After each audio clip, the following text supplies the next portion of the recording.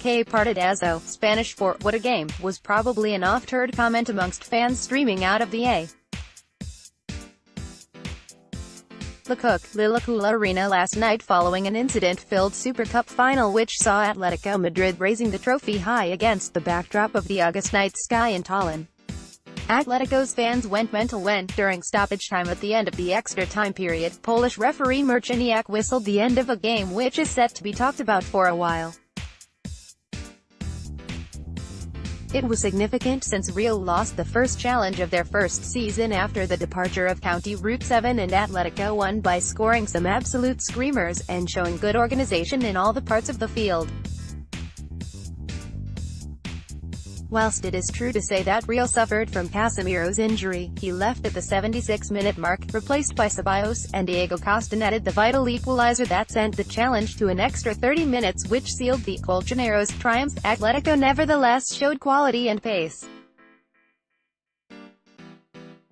Early leadway are quite confident in saying that when Diego Costa opened the score, less than a minute after kickoff, there were probably still a lot of people queuing to get into the arena, which gave the impression to TV viewers of some unsold seats, which officially was not the case. This was heightened after halftime when large swaths of seats were empty, though this was not because people had left. No chance of that, and may have been due to long queues for refreshments during the break. Spanish striker Costa, rightly elected man of the match at the end of evening, was perfectly picked up at the end of a long pass and, once in the box, managed to pull out a diagonal shot from what looked an impossible position to score from.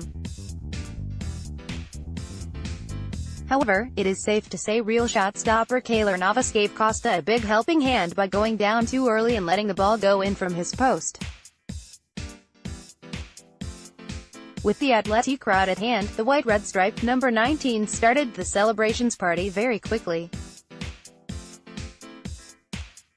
You might then have expected Atletico to have just parked the bus and waited for Real to take advantage of the lead, but instead Diego Simeone's men put extra pressure on the Real players thanks to a highly organized defense and a concerted pressing forward in the Casablanca's half. The attitude shown soon after the goal worked out as, shocked by the early goal and pushed in their bunker, Real had troubles in coming out. As soon as Atletico showed confidence in keeping the advantage until halftime, Real found more spaces for their forays by using their fast men. Asensio, Marcelo, Bale and Carvajal were connecting well on both wings to give headaches to their counterparts. Were Real to win this game, Benzema could have certainly laid claim to the man of the match title, as the Frenchman was of great help to his team and a lot of trouble to the opponents.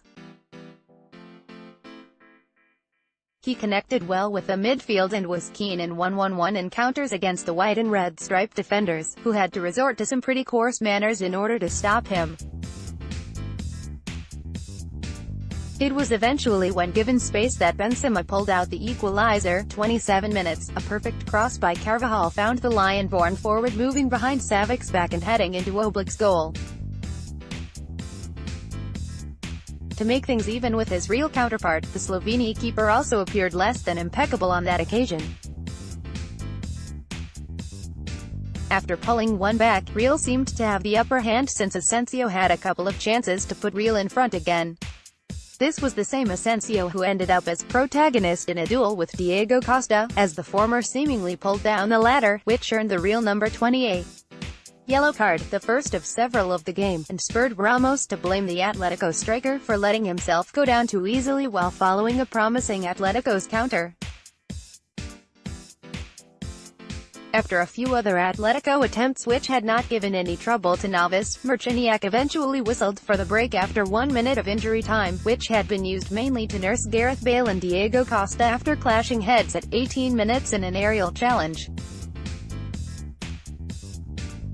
Penalty drama and late equalizer, but Ramos and Costa stamped their signature on the game by netting one each, continuing as the great protagonists that they had started out as in the first half. In the second, for Real's captain, it was a matter of being cold-blooded and sharp from the penalty spot, as a handball by Juanfran, attempting to head the ball away from Benzema, ended up in a clumsy aerial challenge which convinced referee Marciniak to go for the extreme solution.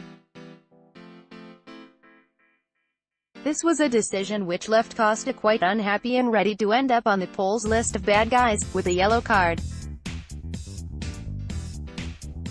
Ramos sent Oblak the wrong way after a penalty of the hesitant, mesmerizing kind, and was able to celebrate right in front of the Atletico fan stand, leaving the Colchoneros needing to track back again.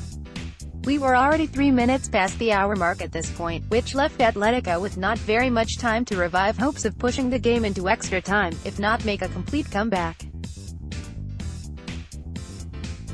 The game, however, had not had a clear master throughout the second half, and this pattern continued even after Real took the lead, as both teams looked equally able to score, resulting in what will be remembered as an open, entertaining and eventful game with very few tactical knots to solve. Prior to Real taking the lead, World Cup finalist Luka Modric had at long last found his way onto the pitch as Julen Lopetegui decided to end Marco Asensio's game and send the Croatian wizard into the fray.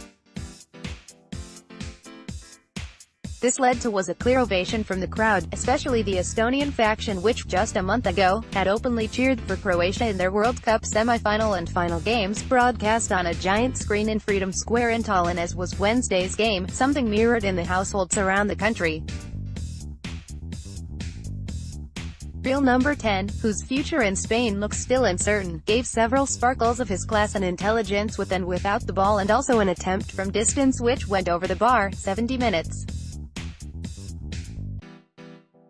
It took another substitute to inject fresh ideas into the game as Correa replaced a disappointingly dull Griezmann and created more than one issue between the Madrid lines. Eventually, one of Correa's deep forays into the Real box produced one of the easiest assists to be tapped in by Diego Costa, who achieved his personal brace and exchanged the favor to Ramos by celebrating under the Real fans' stand. So the game was now 2-2, and this was the full-time score, which sent the teams into extra time, taking the match well beyond midnight and ruling out public transport as a means of getting home for any local fans. Extra emotions. It was a very lucky night for the chosen few who managed to bag a ticket to the arena, as they were all gifted with an extra half hour of good football, which is not a common phenomenon around these latitudes. If some were already longing for a good old penalty shootout, Atletico simply solved the problem of a late-night climax to the game by shutting Real Madrid down in the first half of extra time. With similar build-ups from the left flank, the Colchoneros were relentless in finding first Saul with a left-footed volley, 99 minutes, and then Koke just a minute before the end of official extra time, to bring the score to as wide a margin as 4-2. It could even have ended up 5-2 if Ghanaian Thomas Partey had not tripped on the grass when running 2 against 1 on an open field. Despite a lot of pressure from Real, Atletico were holding the game under tight control to the end and brought the win home.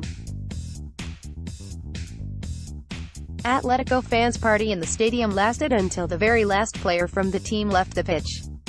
The Super Cup leaves Tallinn, then, for the red and white half of Madrid, and gives Real fans pause for thought for the season ahead, opening this weekend.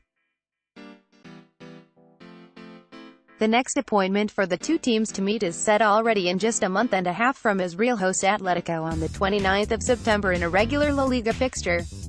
This time it will happen far from our eyes here in Tallinn, overloaded as they are with images of such a spectacular game. And whether Tallinn will get to host anything of the same caliber again anytime soon, we've yet to find out, but certainly this event seemed very well organized and smooth running, with well-behaved fans in spite of being arch rivals, not to mention that the event delivered as promised on game night. Angelo Palmieri is a Tallinn-based freelance sports journalist and football writer who hails from Bari, Puglia, Italy. He is a co-founder and head trainer of Rumori Calcio, a football team founded in 2015, whose first team currently plays in the Estonian 3. Liga Northern. Rumori Calcio's website is here. Gallery of last night's events editor, Andrew